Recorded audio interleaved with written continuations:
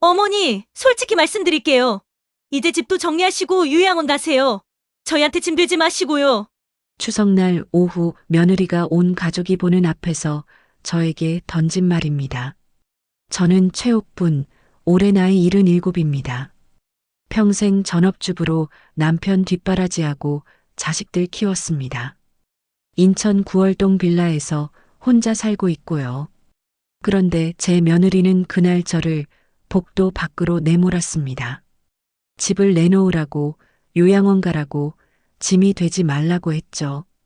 제 큰아들은 고개만 숙이고 있었고 사돈 어른들은 팔짱을 낀 채 며느리 편만 들었습니다. 그날 엘리베이터에서 거울을 봤습니다. 손에 든 건 차 마시다 들고 나온 티스푼 하나뿐이었어요. 77년을 살면서 그렇게 초라한 적이 없었습니다. 하지만 그날 이후 저는 결심했습니다. 더 이상 당하고만 있지 않겠다고. 77세 할머니가 무슨 수를 쓸 수 있겠냐고요? 과연 저는 어떻게 며느리에게 반격했을까요?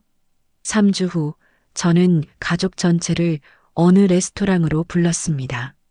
그리고 그곳에서 벌어진 일은 지금부터 천천히 들려드리겠습니다. 이 이야기가 도움이 되셨다면 좋아요와 구독 꼭 눌러주세요. 여러분의 응원이 이런 이야기를 더 많은 분들께 전하는 힘이 됩니다. 그럼 지금부터 인천에 사는 최옥분 할머니의 이야기를 시작하겠습니다. 모든 건 올해 추석 사흘 전부터 시작됐습니다. 저는 새벽 5시에 눈을 떴습니다. 평소 습관이었죠. 77년을 살다 보니 몸이 알아서 움직입니다. 라디오를 켜고 창문을 열었어요. 추석이 사흘 앞으로 다가온 화요일 아침이었습니다. 베란다에 널어둔 빨래를 걷어들이는데 휴대폰이 울렸어요. 아들 상우였습니다. 엄마, 이번 추석에 우리 집으로 오세요. 목소리가 평소와 달랐습니다. 뭔가 어색하고 긴장된 느낌이었어요. 그래, 알았다. 짧게 대답하고 전화를 끊으려는데 며느리 혜진이 전화를 받았습니다. 어머니, 저희 부모님도 같이 오시기로 했어요. 양가가 함께 명절 보내요. 양가가 함께요? 결혼한 지 20년이 넘었는데 그런 적은 한 번도 없었습니다. 가슴이 철렁 내려앉았어요. 음식은 제가 다 준비할게요. 어머니는 편하게 오시기만 하세요. 혜진의 목소리는 다정했지만 뭔가 계산된 느낌이었습니다. 전화를 끊고 한참을 멍하니 서 있었어요. 왜 갑자기 양가가 함께 보내자는 걸까? 무슨 일이 있는 걸까? 불안했지만 거절할 수 없었습니다. 아들이 부르는데 어떻게 안 갈 수 있겠어요. 그날 오후 저는 마트에 갔습니다. 빈손으로 갈 수는 없었어요. 평생 그렇게 살아왔으니까요. 나물 재료를 샀습니다. 시금치, 고사리, 도라지.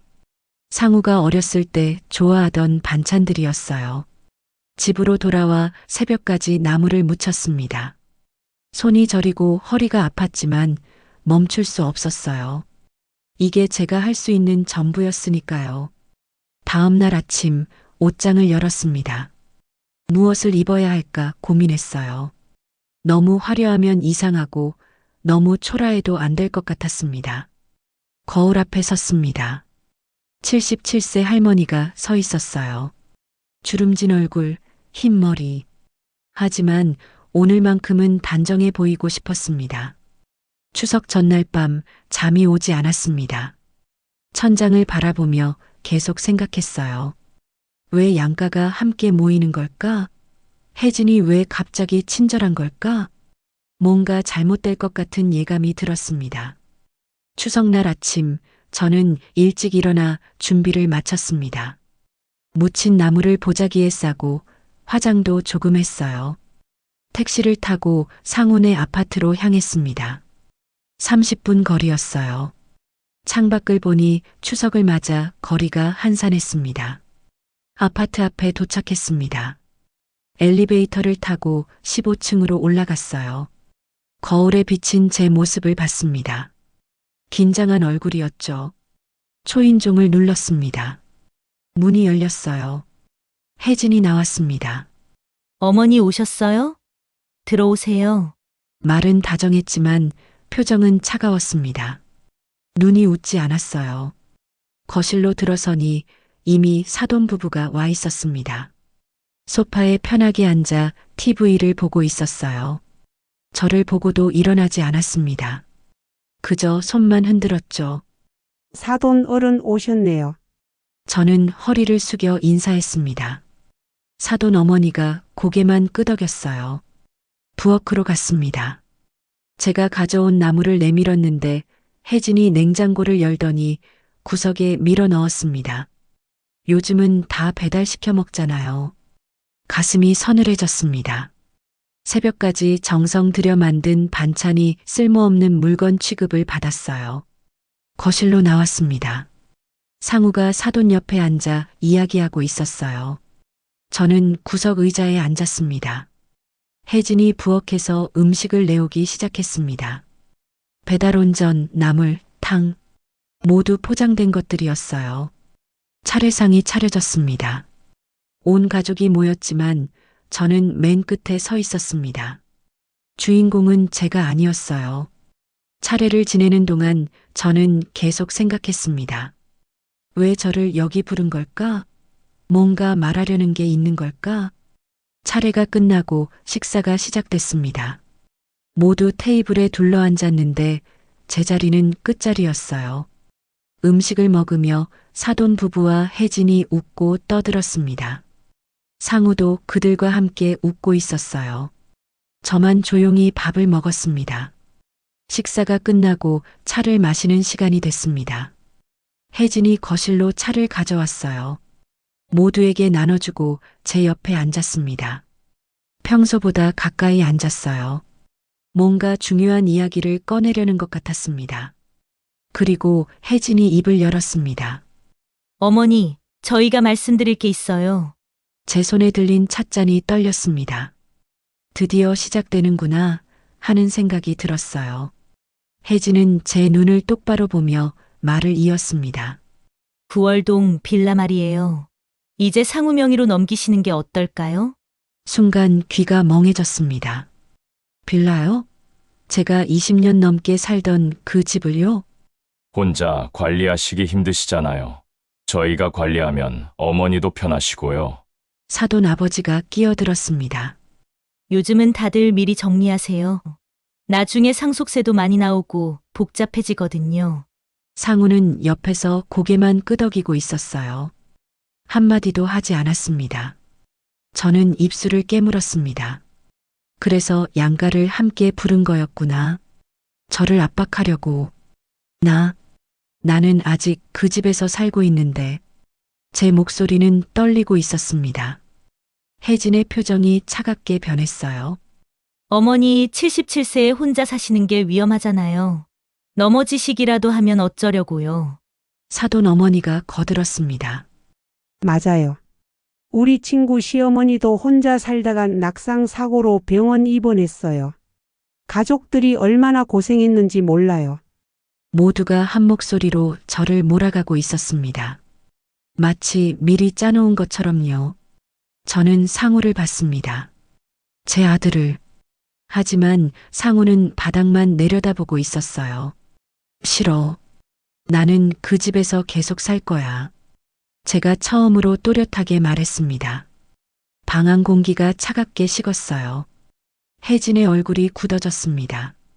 어머니, 현실적으로 생각하세요. 빌라 관리비도 매달 나가고 혼자 청소하시기도 힘드시잖아요. 내 돈으로 내가 사는데 왜 안 돼? 제 목소리가 커졌습니다. 평생 이렇게 큰 소리 낸 적이 없었어요. 혜진이 벌떡 일어났습니다. 얼굴이 붉어지더니 날카로운 목소리로 말했어요. 어머니, 솔직히 말씀드릴게요. 이제 집도 정리하시고 유양원 가세요. 저희한테 짐 들지 마시고요. 시간이 멈춘 것 같았습니다. 짐이라고요?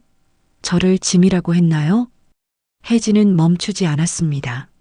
손주들 학원비도 빠듯한데 어머니 혼자 빌라에 사시는 게 말이 돼요? 팔면 5억은 되잖아요. 상우가 일어나 아내 옆으로 갔습니다. 저를 말리는 게 아니라 아내를 감싸기 위해서였어요. 저는 천천히 일어났습니다. 다리가 후들거렸지만 꼿꼿이 섰습니다. 그래, 내가 짐이구나. 77년을 살면서 이런 말을 들을 줄은 몰랐네. 사돈 부부는 어색하게 시선을 피했습니다. 상우는 여전히 아무 말이 없었어요. 저는 핸드백을 집어들었습니다. 더 이상 이곳에 있고 싶지 않았어요. 현관으로 걸어가는데 혜진이 뒤에서 말했습니다. 어머니, 생각 좀 해보세요. 연락 기다릴게요. 저는 대답하지 않았습니다. 신발을 신고 문을 열었어요. 그럼 조심히 들어가세요. 혜진의 목소리는 이미 식어 있었습니다. 문이 쾅 소리를 내며 닫혔어요. 복도에 홀로 서 있었습니다. 손을 내려다보니 뭔가 쥐고 있었어요. 티스푼이었습니다. 차를 마시다 들고 나온 거였죠. 엘리베이터 버튼을 눌렀습니다. 손이 떨렸어요. 눈물이 났지만 참았습니다. 엘리베이터가 도착했습니다. 안으로 들어가니 거울이 있었어요. 거울 속에 늙고 초라한 할머니가 서 있었습니다. 손에는 티스푼 하나, 외투도 가방도 안에 두고 나왔어요. 77년을 살면서 이렇게 비참한 적은 없었습니다. 1층에 내려 밖으로 나갔습니다. 9월의 바람이 차갑게 불었어요. 버스 정류장으로 걸어갔습니다. 집까지는 1시간 반이 걸렸어요. 하지만 지금 당장 집에 가고 싶지 않았습니다. 텅 빈 공간에서 오늘 일을 되새기고 싶지 않았어요. 근처 벤치에 앉았습니다. 추석날 오후였지만 거리는 한산했어요. 가족들과 함께 있을 시간이니까요. 저만 혼자였습니다. 손에 든 티스푼을 내려다봤어요. 작고 차가운 금속 조각. 이게 제가 오늘 받은 전부였습니다. 휴대폰을 꺼냈습니다. 집으로 가는 버스 시간을 검색했어요. 다음 버스는 30분 후였습니다. 그때 문득 떠올랐습니다. 집 서랍 깊숙이 넣어둔 검은색 봉투가요. 25년 전 남편과 함께 산 전주 땅 서류였습니다. 한 번도 확인해 본 적이 없었어요. 그냥 잊고 지냈죠. 하지만 오늘 처음으로 생각났습니다. 혹시 그게 아직 제 명의일까요? 버스가 왔습니다. 타고 창밖을 봤어요. 익숙한 풍경들이 지나갔습니다. 짐 되지 마세요. 혜진의 목소리가 계속 귓가에 맴돌았습니다. 저는 결심했습니다. 집에 가서 그 봉투를 확인해 봐야겠다고. 77세지만 아직 제 것은 있을 거라고. 집에 도착한 건 저녁 7시가 넘어서였습니다. 현관문을 열고 들어서니 고요함이 저를 맞았어요. 불을 켜지 않아 어두웠습니다. 신발을 벗고 거실로 들어갔어요. 소파에 주저앉았습니다. 온몸에 힘이 빠졌어요. 티스푼을 탁자 위에 놓았습니다. 형광등 불빛 아래에서 차갑게 반짝였어요. 한참을 그렇게 앉아 있었습니다. 아무 생각도 하고 싶지 않았어요. 하지만 혜진의 말이 자꾸만 떠올랐습니다. 저는 일어나 안방으로 갔습니다. 옷장 옆 서랍장 앞에 섰어요. 맨 아래 서랍을 열었습니다. 묵은 서류들이 쌓여 있었어요. 남편 사망진단서, 주민등록등본, 보험 서류들. 하나씩 꺼내 확인했습니다. 제일 밑에 검은색 봉투가 있었어요. 두툼했습니다. 꺼내서 먼지를 털었어요. 봉투를 열었습니다. 오래된 종이 냄새가 났어요. 서류 몇 장이 나왔습니다. 토지 매매 계약서라고 적혀 있었어요. 거실로 나와 탁자에 펼쳤습니다. 안경을 쓰고 천천히 읽기 시작했어요. 전라북도 전주시 완주군. 임야. 1000평. 매매가액 6천만 원. 계약일은 1998년 4월 15일이었습니다. 25년 전이었어요. 남편이 살아있을 때였습니다. 그때가 떠올랐어요. 남편이 신문을 보며 흥분해서 말하던 모습이요. 여보, 이거 나중에 개발되면 대박이야. 우리 노후 자금이야. 저는 반대했었죠. 한 번도 가본 적 없는 땅을 왜 사냐고요. 하지만 남편은 평생 모은 돈을 그 땅에 쏟아부었습니다. 그리고 3년 후 남편은 세상을 떠났어요. 저는 그 땅을 까맣게 잊고 있었습니다. 세금 고지서가 가끔 왔지만 그냥 내기만 했어요. 확인해 볼 생각도 하지 않았습니다. 등기권리증도 함께 들어 있었어요. 소유자 이름을 확인했습니다. 최옥분, 제 이름이 적혀 있었어요. 아직도 제 명의였습니다. TV를 켰습니다. 9시 뉴스가 시작되고 있었어요. 경제 뉴스 코너가 나왔습니다. 앵커의 목소리가 들렸어요. 전라북도 전주시 완주군 일대에 국가산업단지가 조성된다는 내용이었습니다. 화면에 지도가 떠올랐어요. 빨간색으로 표시된 개발 구역이 보였습니다. 심장이 빨리 뛰기 시작했어요. 서류를 다시 펼쳐 주소를 확인했습니다. 완주군. 맞았어요. 뉴스에 나온 바로 그곳이었습니다. 앵커가 계속 말했습니다. 토지 보상 절차가 곧 시작될 예정이며 현재 시세는 평당 2,800만 원까지 올랐다고요. 저는 계산기를 찾았습니다. 손이 떨려 제대로 누르기 어려웠어요. 1000평 곱하기 2,800만 원. 숫자를 보는 순간 숨이 막혔습니다. 아니에요. 뉴스는 항상 과장합니다. 실제로는 다를 거예요. 하지만 가슴이 계속 두근거렸습니다. 다음 날 아침 일찍 일어났어요. 잠을 설쳤지만 머리는 또렷했습니다. 인터넷으로 전주 완주군 부동산을 검색했어요. 여러 중개소가 나왔습니다. 제일 위에 있는 곳에 전화를 걸었습니다. 중년 남자가 받았어요. 완주군 땅 시세를 물었습니다. 개발 구역 아니면 평당 2,500에서 2,800 정도 된다고 했어요. 내일 오전에 직접 방문하겠다고 약속했습니다. 전화를 끊고 서류를 다시 봤어요. 제 명의가 맞는지 등기에 문제는 없는지 확인해야 했습니다. 옆집에 사는 대학생 준호가 떠올랐어요. 컴퓨터를 잘 다룬다고 들었습니다. 문자를 보냈어요. 등기부등본 떼는 걸 도와달라고요. 30분 후 준호가 왔습니다. 노트북으로 인터넷 등기소에 접속해서 주소를 입력했어요. 수수료를 결제하고 프린터에서 종이가 나왔습니다. 등기부등본이었어요. 소유자 란을 봤습니다. 최옥분, 여전히 제 명의였습니다. 저당권도 없었어요. 압류도 없었습니다. 깨끗한 제 땅이었어요. 준호는 완주군이 요즘 땅값이 엄청 오른 곳이라며 신기해했습니다. 저는 그냥 웃으며 보내줬어요. 혼자 남아 등기부등본을 계속 들여다봤습니다. 25년 전 남편의 목소리가 들리는 것 같았어요. 이게 우리 노후 자금이 될 거라고 하던 그 말이요. 당신 말이 맞았어요. 정말 맞았어요. 눈물이 났습니다. 슬픔이 아니라 안도감 때문이었어요. 저에게도 아직 남은 게 있었습니다. 아무도 뺏어갈 수 없는 제 것이요.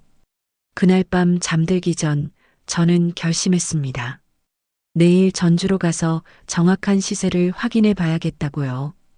혜진이 저를 짐이라고 했지만 저는 아직 제 힘으로 살 수 있었습니다. 77세지만 포기하지 않겠다고 다짐했어요. 다음 날 아침 6시에 일어났습니다. 전주까지는 버스로 3시간이 걸렸어요. 세면을 하고 단정한 옷으로 갈아입었습니다. 어두운 남색 블라우스에 검은 바지를 골랐어요. 핸드백에 서류를 넣었습니다. 인천종합터미널로 향했어요. 아침 8시 버스표를 끊었습니다. 버스에 올랐어요. 창가 자리에 앉아 밖을 봤습니다. 고속도로를 달리는 동안 계속 생각했어요. 정말 그 땅이 그렇게 큰 돈이 될까요? 11시쯤 전주에 도착했습니다. 택시를 타고 부동산 중개소로 갔어요. 작은 사무실이었습니다. 유리문을 밀고 들어가니 50대 남자가 책상에 앉아 있었어요. 어제 전화드린 사람입니다. 완주군 땅 시세 알아보러 왔어요. 김 사장이라고 소개했습니다. 의자를 권하며 앉았어요. 저는 서류를 꺼내 건넸습니다. 김 사장이 안경을 쓰고 꼼꼼히 읽기 시작했어요. 처음엔 무심하던 표정이 점점 진지해졌습니다. 안경 너머로 저를 봤어요. 어르신, 이 위치면 대박이네요. 컴퓨터를 켜서 지도를 보여줬습니다. 개발 구역이 빨간색으로 표시되어 있었어요. 제 땅이 그 한가운데 있었습니다. 요즘 이쪽은 하루가 다르게 오르고 있어요. 개발업체들이 급하게 매입하고 있거든요. 김 사장이 계산기를 두드렸습니다. 종이에 숫자를 적어 제게 보여줬어요. 보수적으로 계산해도 평당 2,800만 원. 1000평이면 28억. 숫자를 보는 순간 현기증이 났습니다. 손이 떨렸어요. 정말 이렇게 되는 건가요? 제 목소리가 떨리고 있었습니다. 네. 실제로 지난주에도 비슷한 위치 땅이 이 정도에 거래됐어요. 증명서도 보여드릴 수 있어요. 김 사장은 파일을 꺼내 최근 거래 내역을 보여줬습니다. 정말이었어요. 파실 생각 있으세요? 저는 잠시 망설였습니다. 25년을 묵혀둔 땅이었어요. 하지만 추석날이 떠올랐습니다. 짐 되지 마세요. 혜진의 목소리가 귓가에 맴돌았어요. 팔겠습니다. 제 목소리는 떨렸지만 단호했습니다. 김 사장이 고개를 끄덕였어요. 매수자를 알아보겠다고 했습니다. 개발업체들이 급하게 찾고 있으니 일주일이면 충분하다고요. 명함을 받고 사무실을 나왔습니다. 다리에 힘이 없었어요. 근처 식당에 들어가 김치찌개를 시켰습니다. 하지만 먹지 못했어요. 손이 계속 떨렸습니다. 28억. 제게 28억이 생긴다는 게 믿기지 않았어요. 오후 버스를 타고 인천으로 돌아왔습니다. 집에 도착한 건 저녁 7시였어요. 현관문을 열고 들어서는데 휴대폰이 울렸습니다. 상우였어요. 받지 않았습니다. 지금 아들 목소리를 듣고 싶지 않았어요. 소파에 앉아 생각했습니다. 이 일을 누구에게도 말하면 안 되겠다고요. 특히 상우와 혜진에게는요. 다음 날 아침 김 사장에게서 전화가 왔습니다. 어르신, 매수자 나왔어요. 개발업체인데 급하게 필요하대요. 심장이 빨리 뛰었어요. 가격은 어떻게 되나요? 28억 제안했어요. 현금으로 바로 주겠대요. 숨이 막혔습니다. 계약은 언제 할 수 있나요? 이번 주 금요일 어떠세요? 제 사무실에서 하면 돼요. 금요일.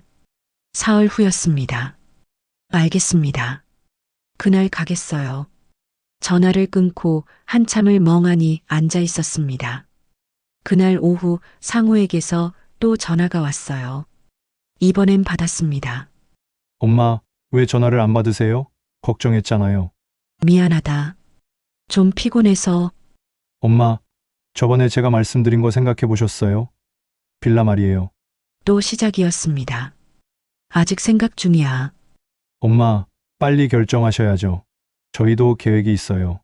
저는 짧게 대답하고 전화를 끊었습니다. 그날 밤 잠이 오지 않았어요. 금요일까지 아무에게도 들키지 않아야 했습니다. 목요일 저녁 옆집 박씨 아줌마가 찾아왔습니다. 반찬을 가져왔다며 들어왔어요. 부엌에 반찬을 놓으며 물었습니다. 요즘 어디 자주 나가시던데 무슨 일 있으세요? 가슴이 철렁했습니다. 전주 간 걸 봤나요? 아니에요. 그냥 복지관 다녀온 거예요. 아, 그래요? 건강 챙기시는 거 보기 좋네요. 박씨 아줌마는 금방 돌아갔습니다. 하지만 불안했어요. 금요일 아침이 밝았습니다.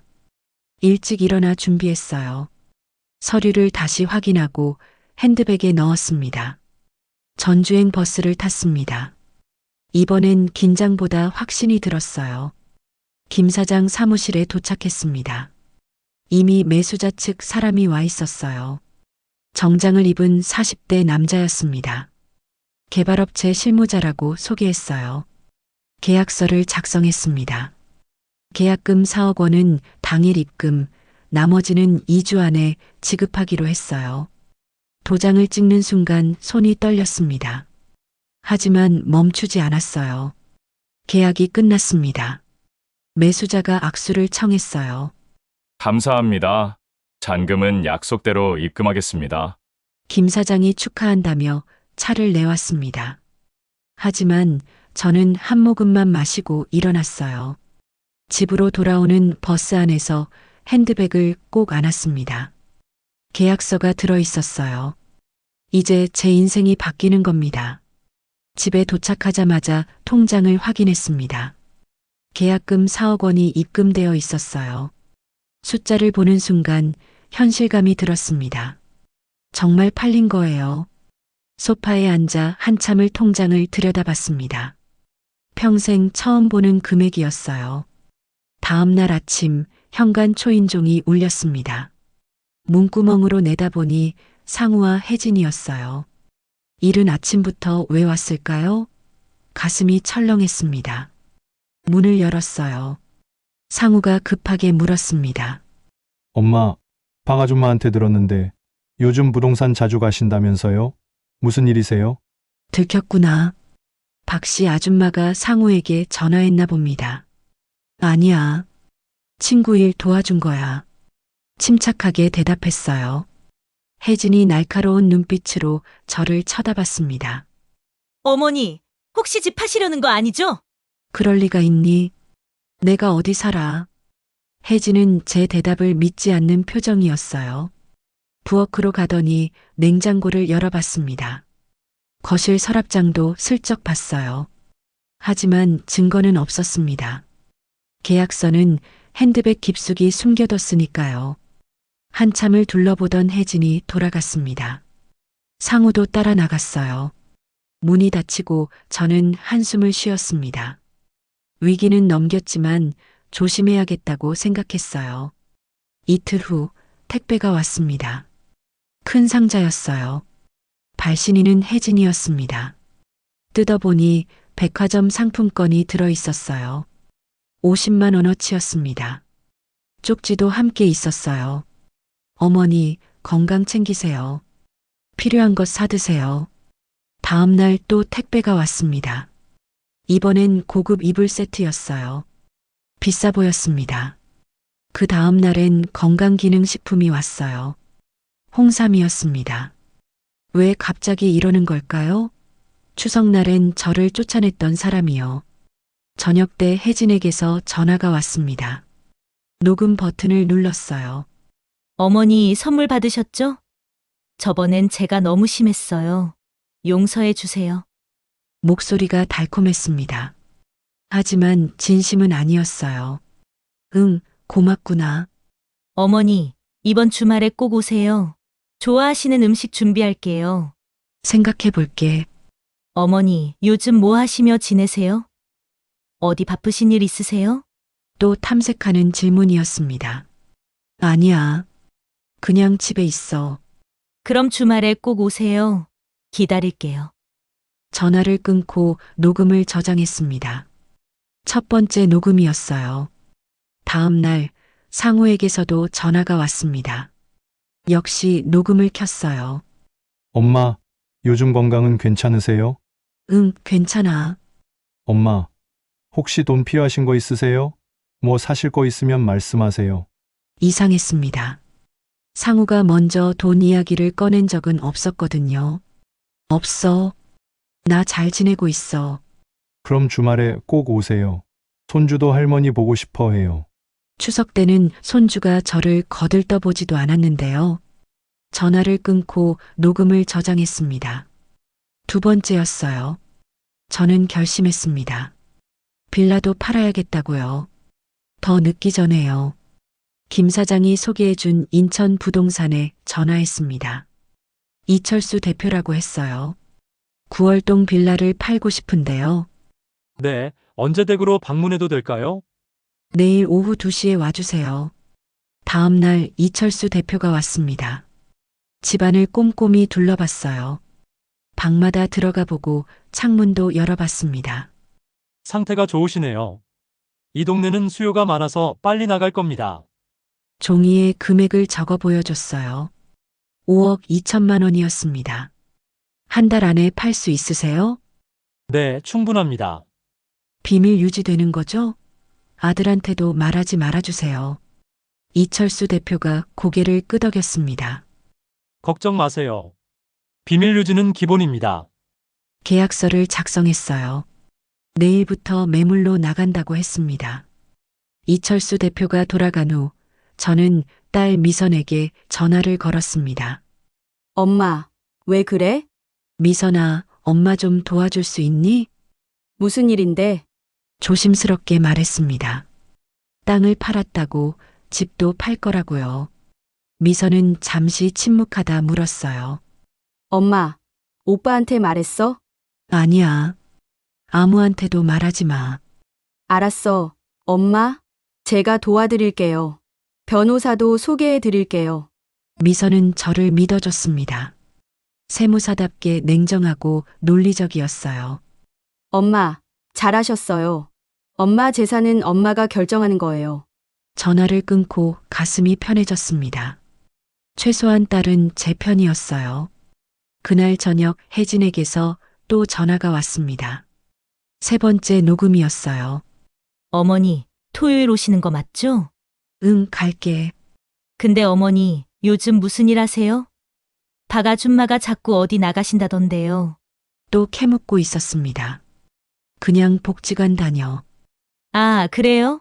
건강 챙기시는 거 좋네요. 혜진의 목소리는 의심으로 가득했어요. 전화를 끊고 생각했습니다. 이제 얼마 남지 않았다고요. 토요일에 가족들을 모두 만나야 합니다. 그리고 진실을 말할 거예요. 더 이상 숨길 필요가 없을 때까지 조금만 더 참아야 했습니다. 미선이 소개해준 변호사를 만난 건 수요일 오후였습니다. 송도에 있는 법무법인 사무실이었어요. 정민수 변호사는 40대 중반의 여자였습니다. 단정한 인상이었어요. 제 이야기를 들으며 고개를 끄덕였습니다. 땅을 판 것, 집을 팔고 있는 것, 추석날 있었던 일까지요. 서류를 검토하고 녹음 파일도 들었어요. 혜진과 상우, 사돈과의 통화 내용이었습니다. 어르신, 생전 재산 처분은 완전히 합법입니다. 아무 문제 없어요. 정민수 변호사가 말했습니다. 토요일에 가족들을 만나신다고요. 제가 동행하겠습니다. 계획을 세웠어요. 인천 송도에 있는 이탈리안 레스토랑 카사벨라로 정했습니다. VIP룸을 예약하기로 했어요. 사무실을 나오는데 미선이 기다리고 있었습니다. 함께 차를 마셨어요. 엄마, 걱정하지 마. 엄마가 잘못한 거 하나도 없어. 미선의 말에 눈물이 날 뻔했습니다. 참았어요. 목요일 아침 상우에게 먼저 전화를 걸었습니다. 녹음을 켰어요. 토요일 점심에 가족 모두 만나자고 했습니다. 송도 카사벨라 레스토랑으로 오라고요. 상우가 놀라며 물었습니다. 무슨 일이냐고요? 그냥 다 같이 밥 먹자. 할 얘기가 있어. 무슨 얘기인데요? 토요일에 말할게. 그리고 덧붙였습니다. 혜진 부모님도 함께 오라고요. 전화 너머로 상우가 당황하는 소리가 들렸어요. 사돈까지 왜 부르냐고 물었습니다. 다 같이 모여야 할 얘기야. 전화를 끊고 혜진에게도 문자를 보냈습니다. 토요일 점심 약속을 확인하는 내용이었어요. 금요일 오전 이철수 대표에게서 연락이 왔습니다. 빌라를 보러 온 사람이 마음에 들어 한다고요. 다음 주 계약 가능하다고 했습니다. 모든 게 빠르게 진행되고 있었어요. 오후에 옷장을 열었습니다. 무엇을 입을지 고민했어요. 너무 화려하지도 초라하지도 않게요. 구두도 꺼내 닦았어요. 핸드백도 정리했습니다. 그날 저녁 혜진에게서 전화가 왔습니다. 네 번째 녹음이었어요. 내일 레스토랑에 간다는 내용이었습니다. 왜 갑자기 외식을 하냐고, 무슨 일이냐고 물었어요. 내일 보면 알게 될 거야. 짧게 대답했습니다.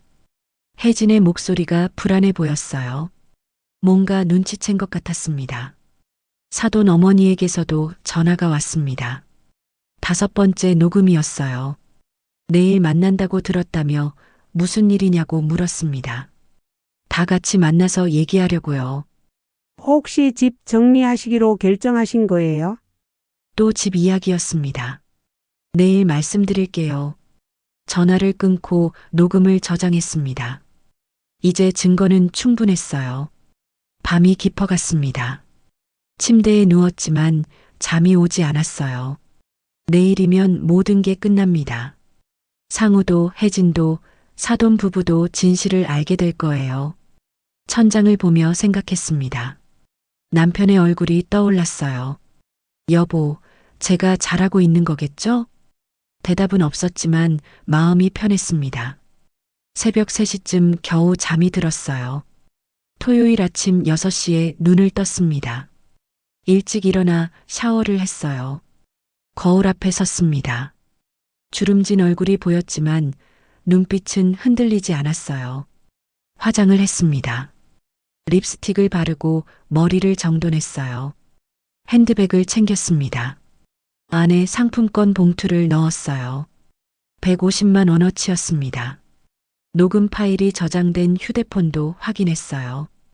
5개의 녹음이 있었습니다. 오전 10시 정민수 변호사에게 전화했습니다. 준비됐냐고 물었어요. 준비됐다고 대답했습니다. 11시 30분에 레스토랑에서 만나기로 했어요. 택시를 불렀습니다. 송도 카사벨라로 가달라고 했어요. 차 안에서 창밖을 봤습니다. 9월의 하늘이 맑았어요. 손에 힘을 주었습니다. 떨리지 않았어요. 무섭지도 않았습니다. 추석날 복도에서 티스푼 하나 들고 쫓겨났던 그날이 떠올랐어요. 오늘은 달랐습니다. 이제 제가 제 인생의 주인이었어요. 레스토랑 앞에 도착했습니다. 하얀 건물이 우아했어요. 정민수 변호사가 먼저 와서 기다리고 있었습니다. 서류 가방을 들고 있었어요.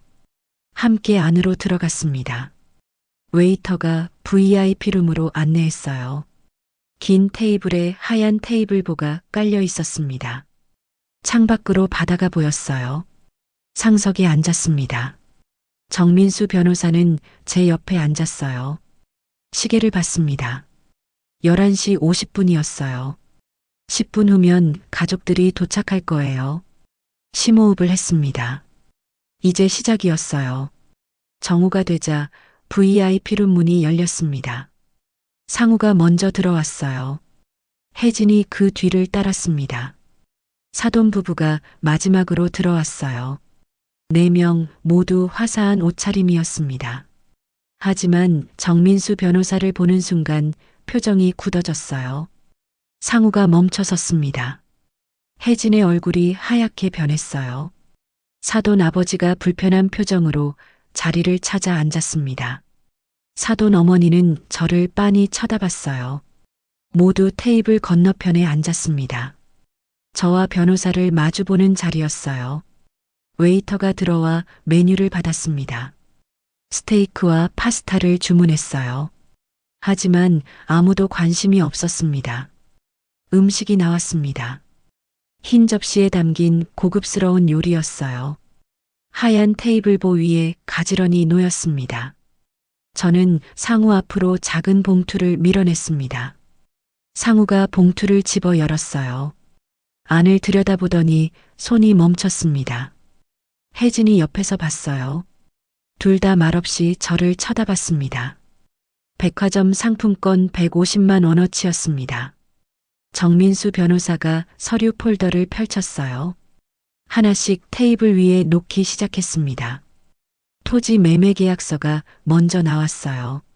상우가 서류를 집어들었습니다. 읽기 시작하더니 눈이 점점 커졌어요. 손에 든 포크가 떨어져 접시에 부딪혔습니다. 혜진이 서류를 가로채 봤습니다. 입이 벌어졌어요. 사돈 부부도 목을 빼고 들여다봤습니다. 전주 임야, 천평, 매매가액 28억 원이라고 적혀 있었어요. 다음 서류가 나왔습니다. 인천 9월동 빌라 매각 진행 서류였어요. 예상 금액 5억 2천만 원이라고 명시되어 있었습니다. 상우의 얼굴이 창백해졌습니다. 혜진은 입술을 깨물고 있었어요. 사돈 아버지가 냅킨을 집어 던졌습니다. 정민수 변호사가 차분하게 설명했습니다. 생전 재산 처분의 합법성, 상속과 무관함, 법적 문제 없음을 조목조목 말했어요. 저는 핸드백에서 휴대폰을 꺼냈습니다. 화면을 켜서 녹음 파일 목록을 보여줬어요. 5개의 파일이 날짜별로 정리되어 있었습니다. 혜진의 눈이 흔들렸어요. 상우는 고개를 떨어뜨렸습니다. VIP룸 밖에서 다른 손님들의 웃음소리가 희미하게 들렸어요. 하지만 안은 조용했습니다. 저는 천천히 일어났습니다. 하얀 냅킨을 접어 테이블 위에 놓았어요. 창밖을 봤습니다. 송도 바다가 햇살에 반짝이고 있었어요. 상우가 고개를 들어 저를 봤습니다. 눈가가 붉어져 있었어요. 혜진은 테이블만 내려다보고 있었습니다. 사돈 부부는 어색하게 시선을 피했어요. 정민수 변호사가 명함을 꺼내 테이블 위에 놓았습니다. 법적 문의사항이 있으면 연락하라는 의미였어요. 저는 핸드백을 들었습니다. 더 이상 할 말이 없었어요. 문을 향해 걸어갔습니다. 뒤돌아보지 않았어요. 돌아보면 마음이 흔들린 것 같았습니다. 정민수 변호사가 뒤를 따랐습니다. 문을 열고 복도로 나왔어요. 레스토랑 로비를 지나 밖으로 나갔습니다. 9월의 바람이 시원하게 불었어요. 정민수 변호사가 수고했다고 말했습니다. 저도 고맙다고 대답했어요. 택시를 잡아탔습니다. 집으로 가달라고 했어요. 차창 밖을 봤습니다. 송도의 높은 건물들이 지나갔어요. 손을 내려다봤습니다. 떨리지 않았어요. 마음도 편안했습니다. 추석날 복도에서 티스푼 하나 들고 서 있던 제가 아니었어요. 이제는 당당했습니다. 레스토랑에서 돌아온 후 일주일이 지났습니다. 빌라 매매 계약이 체결됐어요. 젊은 부부가 매수자였습니다. 잔금은 2주 후 받기로 했어요. 이사할 곳을 알아봤습니다. 연수구에 있는 작은 오피스텔이었어요. 15평 반전세로 보증금 1억 5천에 월세 30만 원이었습니다. 창문으로 공원이 보였어요. 아침마다 산책하는 사람들이 지나다녔습니다. 계약을 했습니다. 다음 달 초에 입주하기로 했어요. 남은 돈으로 계획을 세웠습니다. 전기예금 15억, 의료비 적금 5억, 생활비 통장 3억으로 나눴어요. 독거노인 지원단체에 5천만 원을 기부했습니다. 이사 날이 왔습니다. 짐이 많지 않았어요. 옷가지와 식기, 남편 사진 액자 정도였습니다. 새 집에 짐을 풀었습니다. 작지만 따뜻했어요. 제 돈으로 제가 선택한 공간이었습니다. 근처 복지관에 등록했어요. 요가 수업과 캘리그라피 수업을 신청했습니다. 첫 수업에 갔습니다.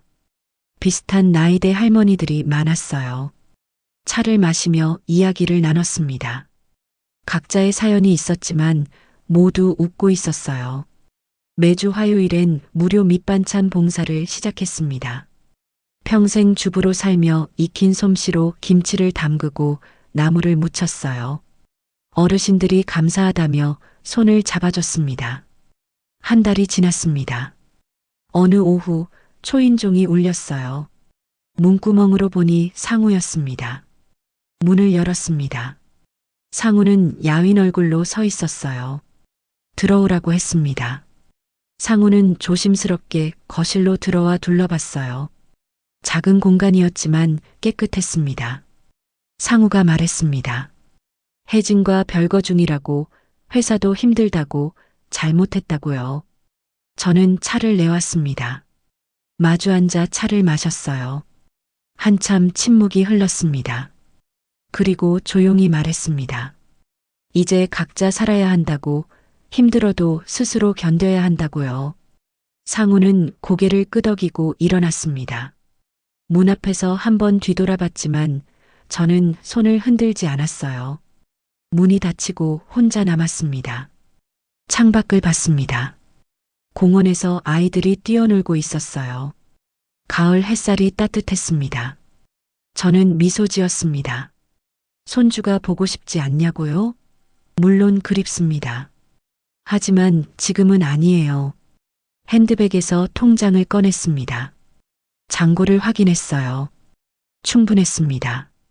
내일은 복지관 요가 수업이 있어요. 모레는 봉사활동이고요. 다음 주엔 미선과 함께 제주도 여행을 가기로 했습니다. 평생 처음 가는 여행이었어요. 저는 최옥분입니다. 올해 77이에요. 늦었지만 지금이 가장 자유롭습니다. 여러분, 최옥분 할머니의 이야기 어떠셨나요? 나이가 들었다고 해서 부모라는 이유만으로 모든 걸 참아야 하는 건 아닙니다. 가족이라는 이름으로 여러분의 존엄이 짓밟혀서는 안 됩니다. 이 이야기가 여러분께 작은 용기가 되었으면 좋겠습니다. 혹시 비슷한 경험이 있으신가요? 여러분이라면 어떻게 하셨을까요? 댓글로 여러분의 생각을 들려주세요. 모든 댓글 하나하나 읽고 있습니다. 이 영상이 도움이 되셨다면 좋아요 버튼으로 응원해주세요. 구독과 알림 설정으로 다음 이야기도 만나보세요. 주변에 힘들어하시는 분들이 계시다면 이 영상을 공유해주세요. 여러분의 작은 클릭 하나가 더 많은 분들께 용기를 전하는 힘이 됩니다. 오늘도 긴 영상 끝까지 시청해주셔서 진심으로 감사드립니다. 여러분 모두 당당하게 사세요. 여러분은 그럴 자격이 있습니다. 다음 이야기로 또 찾아뵙겠습니다. 건강하세요. 행복하세요. 감사합니다.